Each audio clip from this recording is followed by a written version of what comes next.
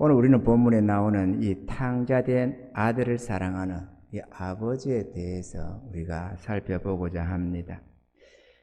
많은 경우에 이 돌아온 탕자, 이 말씀은 많이 강론되는 부분입니다.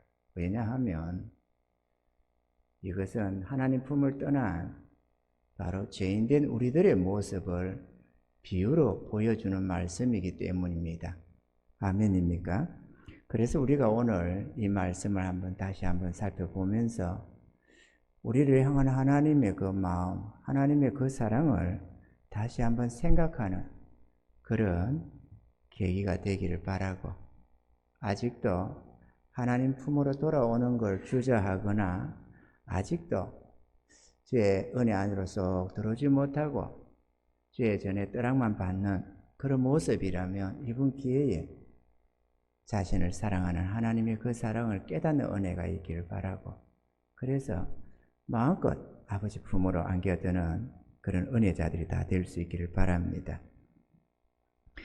이 본문에 나오는 이 사람이 있었습니다. 어떤 동네에 두 아들을 가진 아버지가 살고 있었습니다.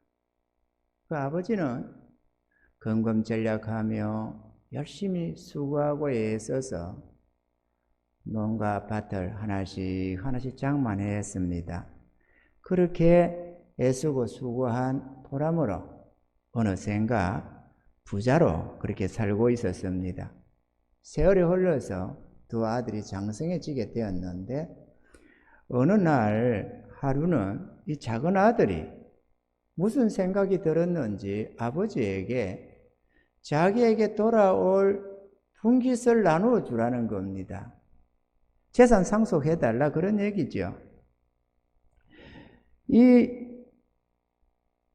아버지가 가만 볼 때 이 말도 안 되는 이 주장을 하는 이 아들에게 질책도 하고 처음에는 흘려도 보냈는데 자꾸만 날이 갈수록 억지를 부리며 졸라대니까 아버지의 속이 타들어가기 시작했습니다. 세상살이가 그렇게 만만한 것이 아니라고, 언젠가는 때가 되면 다 너에게 나눠줄 거라고 아무리 이해시키고 설득하고 타일러도 봤지만 막무가내로 소용이 없었습니다. 오히려 부자지간의 관계만 점점 더 악화되어 가는 것 같았습니다. 그 아들은 아버지의 마음이나 생각은 전혀 관심이 없었습니다. 어차피 언젠가 내 몫으로 나눠줄 재산 아닙니까? 그러니까 미리 주시면 되잖아요. 이렇게 하는 것입니다. 아버지가 자기를 얼마나 아끼고 사랑하는지, 자신이 그렇게 떠나버리면 아버지가 얼마나 가슴 아파하실지 아버지를 생각하는 마음은 조금도 없었습니다. 그의 가슴은 앞으로 누릴 세상 즐거움에 들떠서 다른 생각은 조금도 들질 않았습니다. 마땅히 아들로서 본분과 도리를 생각하고 행동해야 되었겠지만 그의 잘못된 마음은 자신의 권리와 이익만을 생각하고 추구했던 것입니다. 아버지 집에서 호의호식하며 평안을 누리는 이것이 얼마나 소중한 것인지는 생각지 못하고 아버지에게서 자신에게 돌아올 그 분깃만 생각하는 부르막심한 아들이었습니다. 이 아들은 결국 보면 아버지 품을 떠납니다. 자식 이길 부모가 없다는 말이 있듯이 자꾸만 고집하다가 성격마저 삐뚤어져가는 작은 아들을 바라보던 아버지는 이러다가 영영 이 아들 잃어버리는 것 아닌가 생각하는 마음에 어쩔 수 없이 작은 아들에게 재산을 나누어 주었습니다. 그랬더니 며칠이 못 돼서 이 재산을 아주 헐값으로 다 넘겨버리고 돈을 만들어서는 아버지의 영향권에서 벗어날 수 있는 먼 타국으로 도망을 가버리고 말았습니다. 이 아들이 얼마나 스스로 꿈꾸었던 세계입니까? 이제는 내가 뭐든지 마음대로 할 수 있다. 돈도 있고 아버지 간섭도 없고 이제는 자유다라고 생각하면서 가슴만 두근거렸습니다. 그런데 어느덧 무심한 세월이 흘러갑니다. 간간히 먼 타국에서 들려오는 아들에 대한 소식이 들려오는데 아들이 이것저것 하다가 하는 일마다 다 실패하고 심지어는 창기에게 빠져서 가진 돈을 모두 탕진하고 있더라는 소식입니다. 창기들이 그렇지 않습니까? 돈이 있어서 찾아갈 때는 버선발로 달려놓으며 교태를 부리지만 돈 다 떨어지고 거지 신세가 되면 몽전박대가 당연지사 이 아들이라고 조금도 다를 바가 없었습니다. 간썰게 다 빼줄 것 같았던 여자가 안면 몰수하고 몇 푼 던져주면서 다시는 찾아오지 말라고 몽전박대하며 소금을 뿌리는 것입니다. 아니 저럴 수가 있나? 그 배신감이라는 게 이루 말을 할 수가 없었겠지만 이미 후회해도 늦은 뒤였습니다. 이 아들은 돈 한 푼 없어졌는데 평생에 해보지 않은 남의 집 머슴살이를 자청하게 됩니다. 그렇지 않아도 돈이 다 떨어졌는데 그 나라에 크게 흉년이 들어서 굶은 죽는 사람들이 속출하고 길거리에는 거지들이 덕실거리는 것입니다. 가난한 나라님도 어쩌지 못한다고 돈도 없고 일할 곳도 없으니 굶는 날이 다반사였습니다. 그러나 탕자는 아직도 고향집에 자신을 사랑하는, 그래서 돌아오기만을 기다리는 부자 아버지가 있음을 겪지 못했습니다. 고향 마을 떠나올 때 다시는 아버지 집으로 돌아오지 않으리라고 결심하고 떠났기 때문입니다. 생각도 못해 남의 집 머슴살이로 들어가서 밥만 먹여주는 조건으로 일을 하였습니다. 평생을 해보지 않았던 막노동을 하는 것도 모자라서 주인이 돼지를 치게 하였는데 정말 참기 힘든 냄새며 돼지들과 사는 하루하루가 정말 악몽과 같았습니다. 더 큰 문제는 그러고도 제때에 밥을 얻어먹을 수가 없다는 것이었는데 준다고 해도 조그마한 주먹밥 하나 주니까 그거 먹고는 도저히 배가 고파서 미칠 지경이 되었습니다. 하루하루 먹고 사는 게 전쟁이었는데 돼지가 먹는 지엄 열매라고 하는 것을 먹어서 그거라도 배를 좀 채워보고자 했는데 그것도 주는 자가 없었다고 기록을 하고 있습니다. 이 절망에 빠져있던 아들이 어느 날 문득 아버지를 생각하게 됩니다. 이 탕자는 당하지 않았을 고통을 당하며 배고픔과 헐겁음에 탄식하며 절망했는데요. 성경은 하나님 품을 떠난 인생은 평강의 길을 알지 못한다고 하셨습니다.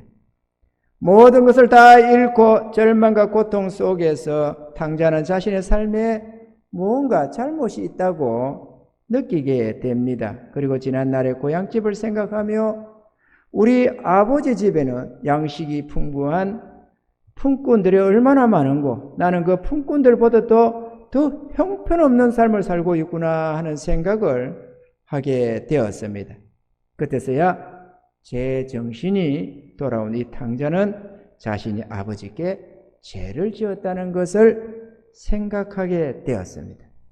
아버지에게 해서는 안 될 억지 주장을 하면서 아버지 재산을 나눠달라고 했던 잘못과 아버지가 고생해서 모은 그 많은 재산을 헐값에 팔아서 도망나와 탕진해버린 자신의 잘못이 깨달아졌던 것입니다.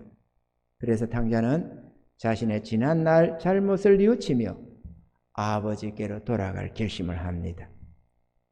먼 길을 되돌아가면서 이런저런 생각할 시간이 많았는데 아무리 생각하고 해봐도 아버지를 뵐 면목이 없는 불효막심한 죄인이었습니다. 전날에는 오직 자신의 권리와 이익만을 생각하며 고집하던 아들이었습니다. 내가 아들인데 당연히 나에게 돌아올 분깃을 줘야 되지 않느냐고 주장을 했었는데 자신의 죄가 깨달아지고 나니 자식된 도리, 사람의 도리를 생각하게 되었습니다.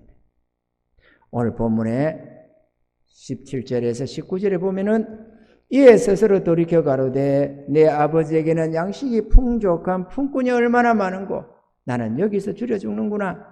내가 일어나 아버지께 가서 이르기를 아버지여 내가 하늘과 아버지께 죄를 얻었사오니 이제부터는 아버지의 아들이라 일컬음을 감당치 못하겠나이다 하나 나를 품꾼의 하나로 보소서 하리라 하고, 이 말씀 속에서 이 아들이 자신의 죄를 제대로 뉘우쳤고 아버지에게 하지 못할 짓을 했다는 것, 크게 죄를 범했다는 것을 이제서야 깨닫고 돌아가고 있다는 것을 알 수가 있습니다. 내가 무슨 낯으로 아버지를 배우라마는 내가 이제부터는 아버지의 아들로서가 아니라 품꾼 중에 하나로 살면서 남은 생애를 아버지를 받들어 섬기며 살리라 다짐하면서 탕자는 아버지께로 돌아갔습니다. 여기까지가 오늘 본문에 나오는 탕자의 대략적인 모습이지 않는가 생각합니다. 우리 인생살이가 제각각이지만 다 50보 100보 이 사람은 이런 슬픔, 저 사람은 저런 고통, 우리가 그렇게 고통스럽게 살고 있습니다. 특히나 요즘 시대에 그렇지 않아도 코로나19로 너무도 많은 사람들이 고통을 겪으며 또 경제적인 손실을 보며 행동의 자유를 누리지 못하고 예배에도 방해를 받고 수많은 기업들의 해를 입고 그렇게 했었습니다. 거기다가 또 고금리가 돼가지고 그 코로나로 어렵다고 보고 돈을 풀어서 이 나라 저 나라 할 것 없이 돈을 쏟아 보니까 돈이 시장이 많이 풀리니까 물가가 치솟고 물가가 치솟으니까 이제 금리를 높여가지고 물가를 잡는다고 총력으로 기울다 보니까 고금리 상태가 되니까 또 죽을 지경이 됩니다. 그래서 우리나라에 너나없이 집을 장만하면서 은행에 빚이 있잖아요. 뭔가 사업을 하나 해도 빚을 가지고 있습니다. 그런데 그게 금리가 어느 정도로 높아야지. 너무도 끔찍히 높아지고 있습니다. 그렇게 금리가 낮아서 참 연준이 제로 금리로 하고 있어가지고 워낙 싼 이자니까 너나없이 집값이 올라도 융자 받아서 집을 사고 생활비 아껴가면서 이런저런 은행 이자 갚아가면서 그렇게 버티가던 수많은 가정들이 있었습니다. 그런데 그 얼마나 지금 금리가 더블로 올라가니 얼마나 괴롭겠습니까? 이런 말을 할 수가 없습니다. 이제는 그러다 보니까 주택시장이 얼어붙어 버리고 이제는 곤두박질을 칩니다. 이자는 올라가고 집값은 떨어지고 죽을 지경이 됩니다. 그러다 보니까 수많은 건축계들이 부도가 터지고 난리가 나게 생겼습니다. 건축만 부도가 나겠습니까? 건설업자만 부도가 나는 게 아니고 수많은 기업들도 돈을 만들 길이 없는 상태가 되었습니다. 너나 없이 처절한 위험이 눈앞에 다가오고 있습니다. 우리 모두는 하나님께 기도해야 될 줄로 믿습니다. 하나님, 우리나라 이 어려운 때를 잘 헤쳐나갈 수 있게 도와주세요. 우리가 기도해야 될 것입니다. 문제는 이 속에 우리 모두가 이 탕자와 같이 고통스럽다는 것입니다. 우리의 상태가 어찌됐든 하나님 없는 인생을 살다 보면 고달픕니다. 아멘이죠? 하나님이 없는 인생은 고달픕니다. 도움 받을 데가 없어서 스스로 은혜로우신 하나님 품을 떠나 나와가지고 세상을 방황하면서 온갖 상하고 찢기고 고통하는 우리의 연약한 모습이 꼭 이 탕자의 모습과 똑같습니다. 우리는 돌아가야 합니다. 아멘이죠? 아직도 아버지 품으로 돌아오지 못한 이들은 돌아가시기 바랍니다. 할렐루야! 아버지 집에는 너무도 풍족한 하나님의 위로와 은총이 있습니다. 하나님께로 돌아가면 그 모든 이전의 그 모든 것을 다 회복할 수가 있습니다. 이 아들이 했던 이 고생, 아버지 집에 있어도 물론 이런저런 수고는 조금씩 있었을 거지만 객지에 나가서 빈 털터리로 고생하는 그 고생하고는 비교가 안 되는 철저한 아버지의 보호 아래 살 수 있는 안전망이 있었습니다. 아멘이죠? 우리가 죄를 짓기 전에 에덴 동산의 삶은 바로 그랬습니다. 그러나 우리는 아버지 하나님께 죄를 범했고 그 품을 떠나왔습니다. 그리고 세상에서 하나님 품으로 돌아가야 한다는 것을 망각하고 우리는 수없이 방황을 해드렸습니다. 저도 그랬습니다. 지난날에 하나님을 모르고 때로는 교회를 다니면서 하나님의 사랑이 어떻고 우리 주님의 십자가의 은혜가 어떻고 그렇게 했지만 그거 전혀 나하고 상관없는 걸로 생각했고 그렇게 잘 살아보겠다고 소원하면서 이리저리 몸부림을 쳐드렸습니다. 치면 칠수록 잘 살아져야 되는데 몸은 더 병들어가고 마음은 지치고 세월은 지나가니까 나이는 들어가니까 점점 더 절망스러워지고 이런 말을 할 수가 없었습니다. 저의 지난날의 그 고통의 삶을 생각해 볼 때 오늘날에 얼마나 많은 사람이 그 고통을 느끼고 있을까? 지금 이 처절한 고통 속에서 절망하는 자들이 얼마나 많을까? 그런 생각이 하루에도 몇 번씩 듭니다. 그래서 기도합니다. 하나님, 이 시대에 이 절망하는 수많은 사람들, 어디 젊은이들만 그렇겠습니까? 수많은 사람이 절망감을 가지고 있을 것입니다. 하나님 품으로 돌아오게 해 주시옵소서. 그래서 내가 누리는 이 평안을, 이 행복을 저들도 맛볼 수 있게 좀 은혜 내려 주시옵소서.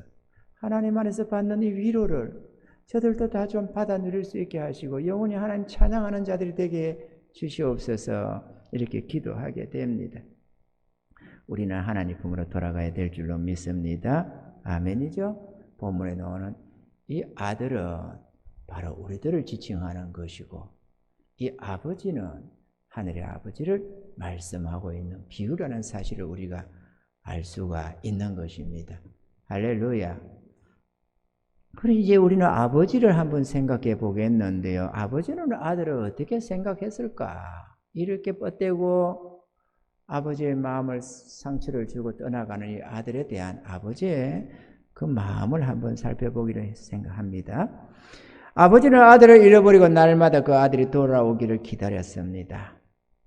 그 많은 재산을 헐값으로 다 팔아버리고 아버지 품을 떠나버렸습니다. 헐값으로 팔아서 네 맘대로 쓰라고 준 게 아니고 그렇게 줘서 한번 그러면 살아봐라 이렇게 했겠지. 아무래면은 아버지 품을 떠나라고 줬겠어요? 그런데 받자마자 죄다 팔아치우고는 아들이 도망을 가버렸습니다. 그러다 보니까 그 아비 품을 떠난 그 자식을 생각하며 잠을 이루는 날들이 계속이 되었습니다. 세상살이 경험이 없는 이 아들이 돈도 많이 들고 나갔으니 얼마나 불안하겠습니까? 어디 잘 살고는 있는지, 어디 몸은 아프지 않는지, 때거리는 굶고 있지는 않는지 자나 깨나 아들이 걱정이 되었습니다. 아버지에게 있어서 아들이 자신에게 지은 죄와 허물은 더 이상 중요하지 않았습니다. 아들에게 나눠준 재산에 대해서는 이미 잊은 지가 오래였습니다. 아버지의 사랑을 저버리고 견딜 수 없는 마음의 상처를 주고 떠나버린 아들이었지만 그 허물과 죄를 용서한 지는 벌써 오래전이었습니다. 아버지의 오직 한 가지 소원은 아들이 무사히 집으로 돌아오는 것이었습니다. 먼 나라 타지방에서 허랑방탕 모든 것을 다 허비해버리고 온갖 고통과 배고픔으로 초라할 대로 초라하고 남루한 그래서 알아보지도 못할 것 같은 그 아들을 멀리서 곧바로 알아보시고 달리가 끌어안으시는 아버지의 모습에서 그 아들을 사랑하는 아버지의 마음을 우리는 느낄 수가 있습니다. 할렐루야. 아버지는 마을 사람들을 불러서 잔치를 벌였습니다. 아들을 목욕시키고 새 옷을 갈아입히고 손에 가락지를 끼워주고 발에는 좋은 선을 신기며 살진 송아지를 끌어다가 요리를 하고 포도주를 가져다가 마시면서 풍악을 울리며 잔치를 벌였습니다. 얼마나 기뻤던지 아버지가 춤이 저절로 나올 정도였고 입가에는 웃음이 흘러 넘쳤습니다. 하루 종일 밭에서 일하다가 돌아온 큰아들은 이 모습을 보고 분노가 치밀어 올랐습니다. 그래서 아버지에게 평생 처음으로 되도록 따졌습니다. 오늘 본문에 보면 29절에서 30절에 아버지께 대하여 가로되 내가 여러 해 아버지를 섬겨 명을 어기며 없거늘 내게는 염소 새끼라도 주어 나와 내 벗으로 즐기게 하신 일이 없더니 아버지의 살림을 창기와 함께 먹어버리니 아들이 돌아오매 이를 위하여 살진 송아지를 잡으셨나이다. 이 큰아들은 어떤 분은 그럽니다. 재미있게 설교를 한다고. 이분 탱자라고.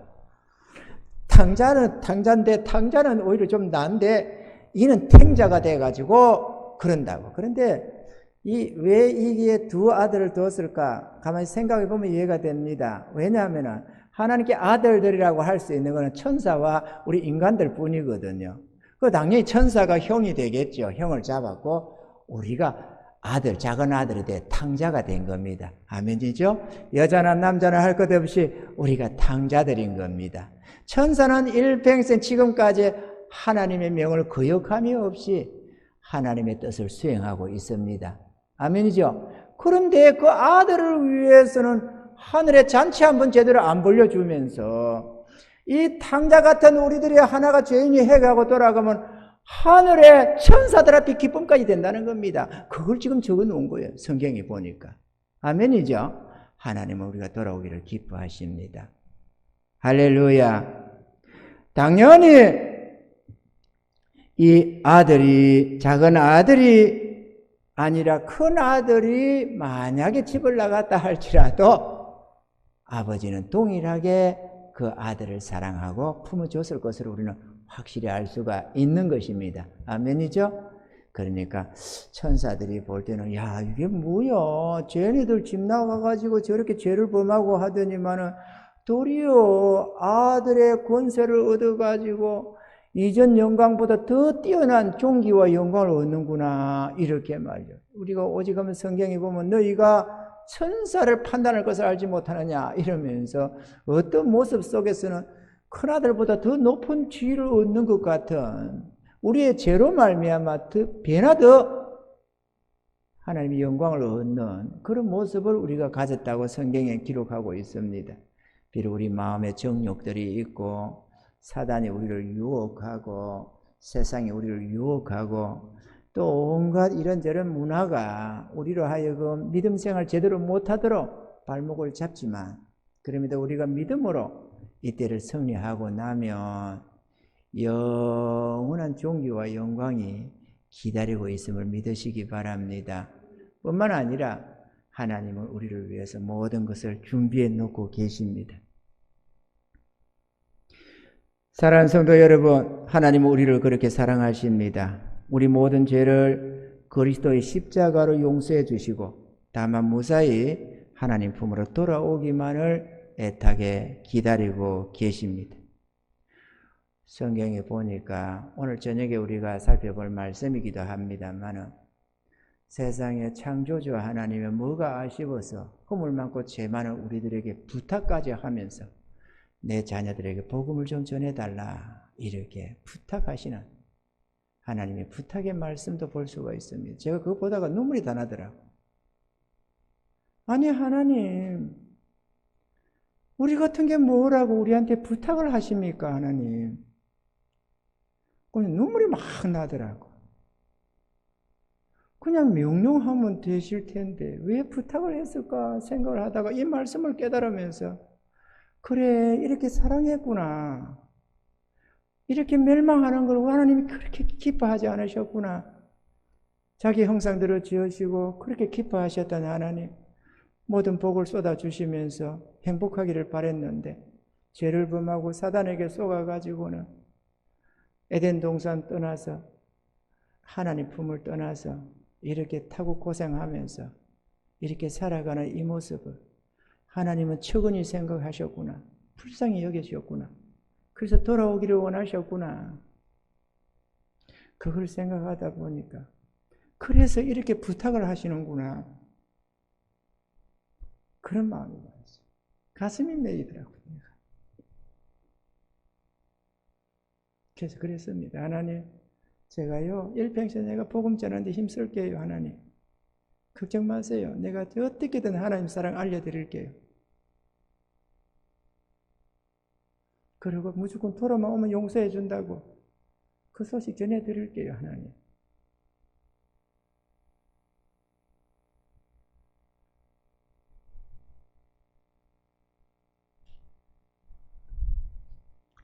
하나님이 우리를 그렇게 사랑하십니다. 우리를 사랑하십니다. 하나님은 우리의 과거를 묻지 않습니다. 우리가 전날에 어떤 흉악범이었던지 그건 따지지 않습니다. 왜? 아버지 품으로 돌아오면 모든 죄는 용서받고 탕감받기 때문에 그렇습니다. 하나님은 우리의 죄를 다 사해 놨거든요. 그러니 큰 도둑놈 작은 도둑놈 따질 것 없습니다. 살인범이었던 강도였던 간음자였던 아무 관계가 없습니다. 하나님께는. 또 병들어도 괜찮습니다. 허약해도 괜찮습니다. 우리가 아무리 몸을 잘못 놀려가지고 병들고 상하고 그런 모습이라도 하나님께는 치유의 권능도 있으시고 얼마든지 회복해 줄 수 있는 능력이 주님께 있기 때문입니다. 우리에게 주시는 언사나 재능을 다 허비해도 그것도 괜찮습니다. 왜냐? 아버지께는 무한한 부하가 있기 때문에 얼마든지 더 주실 수 있기 때문에 그렇습니다. 그러나 죽어 돌아오면 길이 없습니다. 아버지는 그 다음에 심판받게 할 수밖에 없습니다. 살아서 아버지 품으로 돌아와야 하나님이 어떻게 해줄 수가 있습니다. 여러분, 부자 아버지가 계신데 그 아버지 모르고 우리가 고생을 하고 하나님 품에 돌아가면 하나님께 속한 모든 은혜를 입을 수 있는데 그 품으로는 돌아가지 않고 종교적으로 기독교를 추구하려고 하고 외식적으로 신앙생활을 하려고 하고 아버지 마음은 헤아려 볼 생각도 안 하고 자기의 허물 가지는 돌아볼 생각도 안 하고 내 권리와 이익만 찾아서 좀 더 세상 낙을 누리겠다고 몸부림치는 이 둘째 아들의 모습이 꼭 우리 모습 아닙니까, 여러분? 회개해야 합니다, 여러분. 돌아와야 됩니다. 돌아오셔야 됩니다. 그래야 평안을 찾습니다, 여러분. 하나님의 부탁으로 말씀드리는데 아직도 방황하는 심령이 있다면 돌아오시기 바랍니다. 하나님은 우리의 모든 것을 다 용서하시고 그저 사랑으로 위로하시며 축복하시는 하나님이심을 믿으시기 바랍니다. 아멘이죠? 예레미야 29장 11절에 보면 나 여호와가 말하노라 너희를 향한 나의 생각은 내가 안하니 재앙이 아니라 곧 평안이요 너희 장래에 소망을 주려 하는 생각이라 라고 말씀을 하셨습니다. 우리를 향한 하나님의 사랑을 믿고 영원한 생명과 평안과 행복을 주시는 하나님 품으로 돌아가시기를 바랍니다. 우리의 영혼이 평안히 쉴 곳은 오직 하나님 품안인 줄로 믿습니다. 할렐루야. 하나님은 우리 영혼에 닦아갔습니다. 하나님 우리 마음에 계시면 우리의 마음이 든든하고 평안해집니다. 전능하신 이가 나와 함께 하신다는 그 생각에 두려움도 사라집니다. 전날에 저도 세상 사는 게 참 힘들었습니다. 젊은 나이에 뭐가 힘들었겠냐 하지만 꿈은 있고 집에는 받쳐줄 돈도 없고 나는 꿈은 있고 성공을 하고 싶고 가난은 벗어버리고 싶은데 벗을 길이 없었습니다. 어디 도움을 받을 데가 없었습니다.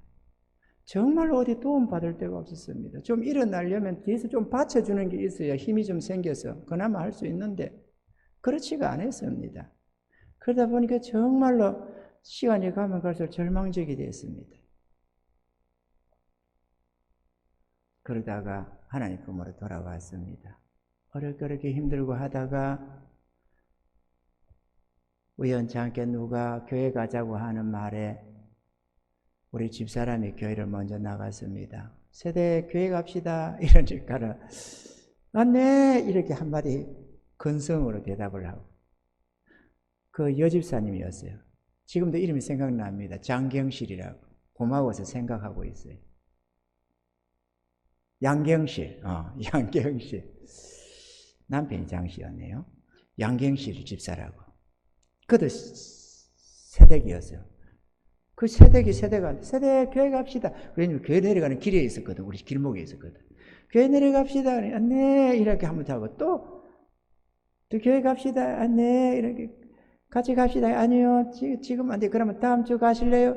네, 이러면 또 그냥 가고 이랬는데 두 번, 세 번 이렇게 찾아오니까 네, 한 이게 제가 돼가지고 그래 따라 나섰다는 거 아닙니까? 그래가지고 저한테 딱 물었습니다. 우리 집사람이 여보 나 교회 가자고 자꾸 저러 하는데 교회 가도 될까요? 나한테 묻더라고. 내가 그래서 인자하게 딱 말을 했죠.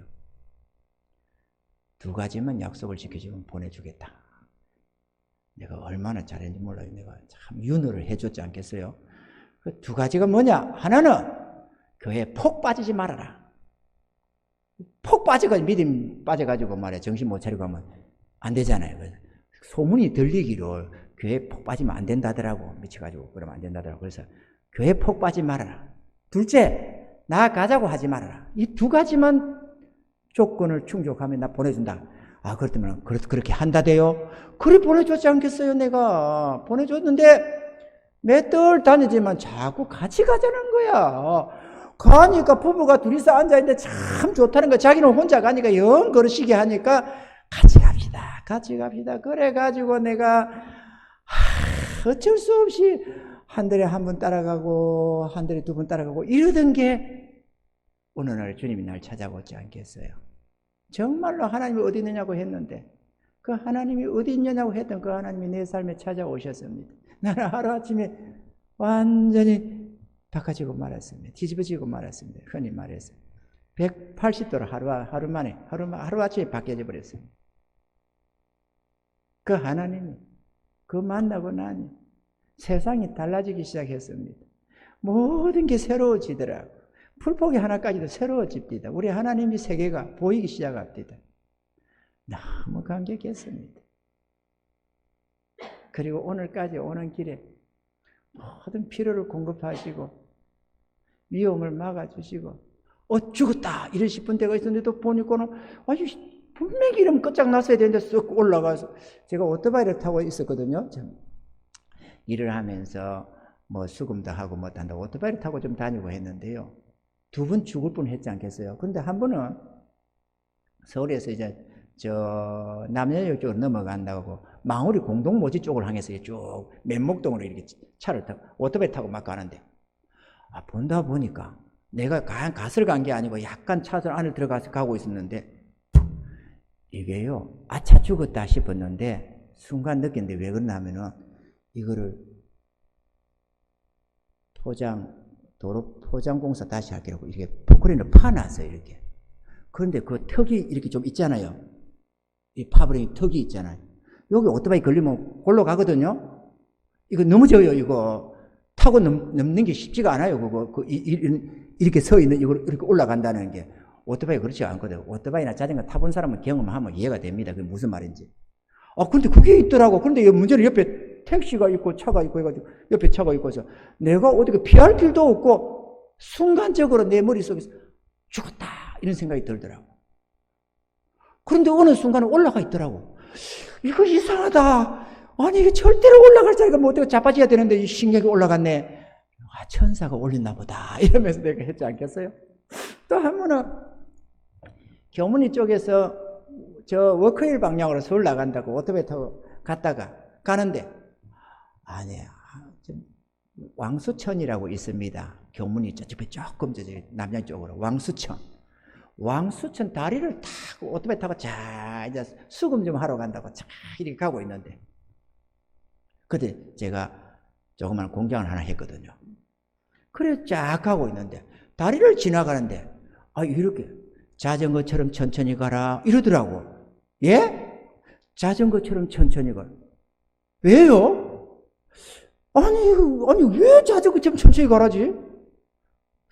이상하네. 내가 별 생각이 다 들더라고. 아니 왜 자전거처럼 천천히 가라고 그럴까? 이래가지고 제가 궁금해요. 내가 결론을 내렸습니다. 타고 가면서 이거는 틀림없이 오토바이가 뭐가 고장이 있다. 그러니까 하나님이 자전거처럼 천천히 가라고 그러는구나. 이렇게 딱 필이 오더라고.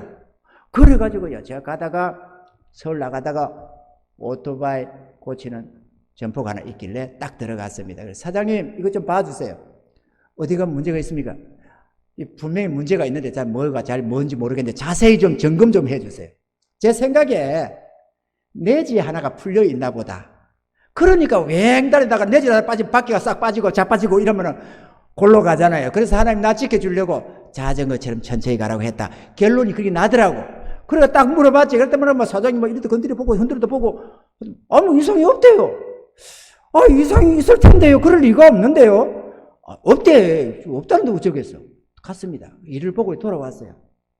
들어가는데 다른 때는 막 저녁 때가 돼가지고 쉥 달리면 되는 자리에 텅텅 빈 자리인데 그날은 자전거처럼 천천히 가라는 말이 자꾸 생각이 나가지고 본다 보니 앞에 버스가 하나 가더라고. 그래서 그 뒤에서 쫄쫄 따랐습니다. 원래 오토바이가 버스니 따라가는 법이 없거든요. 그 뭐라고 설 때 서고 갈 때 가고 하겠어요. 그냥 쌩 지나가면 되지. 그런데 주님이 하신 말씀이 있어서 천천히 오토바이 뒤가 버스 뒤에 가다 버스가 서면 나도 서고 버스가 가면 나도 가고 뒤 쫄쫄쫄 따랐습니다. 워크힐에서 저 교문이 가는 방향에 찻길이 있고 옆에 인도가 택시 하나 지나갈 만한 넓은 길이 있었습니다. 그런데도 그리 쌩 달리면 될 텐데도 자전거처럼 천천히 가라니까 버스 뒤 따라가면 딱 맞지 않겠나 싶어 따라갔습니다. 그래요. 서면 서고 나도 가면 가고 하는데 좀 가다 보니까 내 마음에 이런 생각이 듭니다. 이거는 쓸데없는 짓 아니냐. 아니 무슨 오토바이가 버스가 신호등 받는다고 딱 섰어. 그거 어딘가 하면요 잊어버리잖아요. 저 춘천 방향으로 세길난데가 있습니다. 워커힐 중간쯤에서 교문이와 워커힐 중간쯤에서 저 춘천 가는 방향으로 세길 한 뜰핑이 있습니다. 그때 그 공사를 하고 있었거든요. 공사를 하고 있었는데 그 앞에 그 신호등에 그 삼거리 그 아무 상관없는 길이에요. 그거 조금 동네에서 노는 것하고 그냥 길 이게 있었어. 밤에 뭐 사람이 있기를 뭐예요. 그 신호등이 있는데 버스가 또 신호등을 지키대요. 그럼 나도 섰지. 그래 보니까 버스 있고 그 앞에 버스 택시도 한 두세 대 있고 있더라고. 그래 내가 뭐 아니 오토바이가 무슨 밤길에 그것도 시골 같은 길에서 신호등을 지킵니까? 내가 들어도 생각해도 내가 이상하더라고. 그래서 옆을 싹 빠져나가서 샥 땡겼지. 샥 땡겼는데 아차 싶은데 길거리에 그 도로에 자갈모래가 싹 깔려 있는 거야. 그 공사한다고 이 트럭들이 제대로 안 하고 말이야. 그다가 젤이 흘려가지고 이래가지고 자갈모래 길에는 오토바이 지약입니다. 그냥 아차 하는 순간에 자빠져 버렸는데요. 그나마 속도를 달려오다가 아니고 뒤에서 막 내는 중에 자빠져가지고요. 오토바이 밑에 깔렸는데요. 겨울인데 이 가죽 옷 빵꾸 다 나고 가죽 장갑 빵꾸 다 나고 힘이 쭉 빠져가 옷 밑에 처박혀가지고 이래고 들어 누웠는데 한편으로는 쪽도 팔리고 사람 택시들 몇이 보는 앞에서 쪽도 팔리고 아프기도 하고 그런데 감사 같은 게 오더라고. 왜냐? 요거 때문에 하나님이 나 살리려고 그랬구나. 그런데 딱 자빠져서 딱 보니까 여기 자빠져도 요 앞에 바로 한 1m 나 정도, 1m, 1.5m, 1m쯤 될라나? 저는 거기 이 가드라인 이 뒤에 바깥에 이거 하는 거, 이 철판 깔아놓은 거 있잖아요. 철판 이거 세워놓은 거 있잖아요. 이 차 이거 치고 못 나가라고.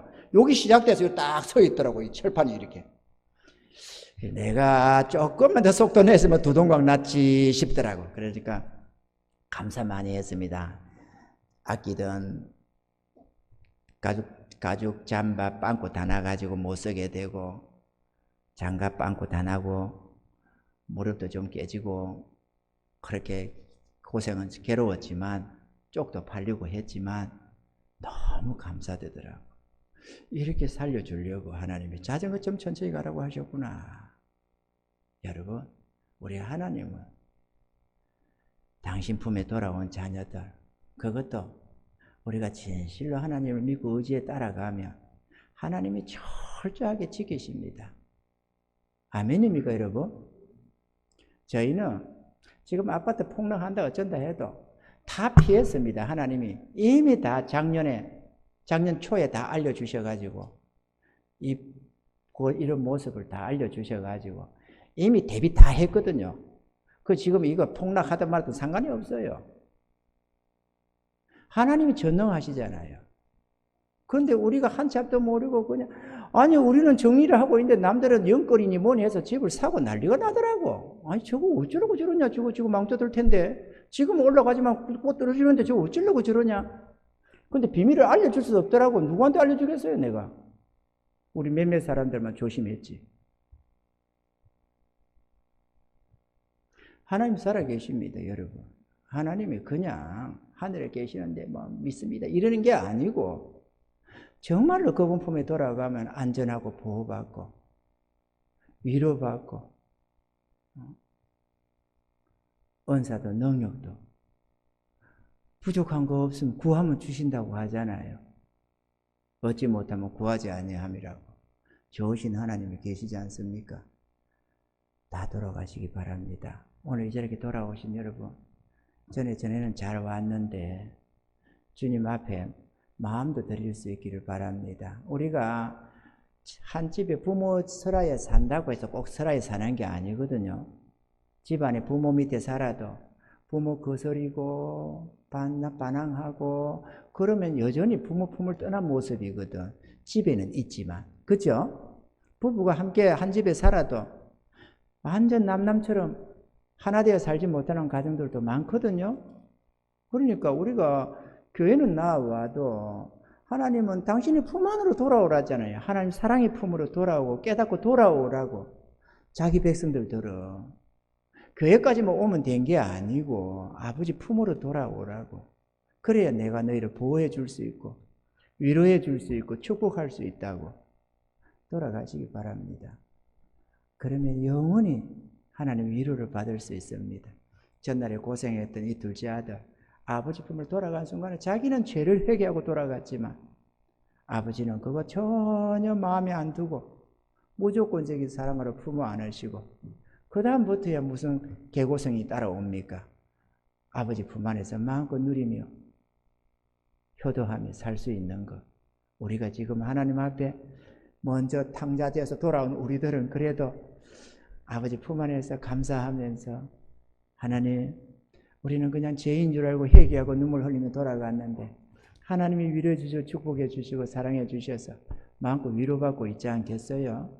그 위로를 잘 압니다. 저도 수없이 그 은혜를 맛보며 저희 내가 혹은 우리 가족들이 우리 성도들이 수없이 누리는 행복들이라서 너무 잘 압니다. 그 행복이 뭔지를 그 평안이 뭔지를 염려 근심 걱정 없는 인생이 뭔지를 알려주고 싶어서 그렇습니다. 오늘 이 자리에 있는 저와 여러분들은 이 은혜를 깨달으시기를 바랍니다. 아멘이죠. 누구든지 하나님의 사랑의 품으로 돌아가며 참 평안과 행복을 누리게 되며 잠시 잠깐 후면 영원한 천국으로 인도함을 받아 들어가게 되는 것입니다. 아버지는 아들이 살아서 돌아오기만을 소원했습니다. 에스겔서 33장 11절에 보면은 주 여호와의 말씀에 나의 삶을 두고 맹세하노니 나는 악인이 죽는 것을 기뻐하지 아니하고 악인이 그 길에서 돌이켜 떠나서 사는 것을 기뻐하노라. 이스라엘 족속아 돌이키고 돌이키라. 너희 악한 길에서 떠나라. 어찌 죽고자 하느냐 하셨다 하라. 우리를 향한 하나님의 말씀인 줄로 믿습니다. 자신이 하나님께 죄인됨을 깨달으면 회개하고 하나님 품으로 돌이켜야만 하겠습니다. 이런저런 이유 되지 말고 하나님 저 잘못했습니다. 용서해 주세요. 그거 하나면 족합니다. 나머지는 하나님이 다 채우십니다. 이런 은혜자들이 다 되셔서 하나님의 기쁨이 되고 천군 천사의 기쁨이 되고 또 여러분의 고통과 절망이 끝나는 위로의 삶이요 소망이 넘치는 복된 삶이 다 되시기를 주의 이름으로 축원합니다.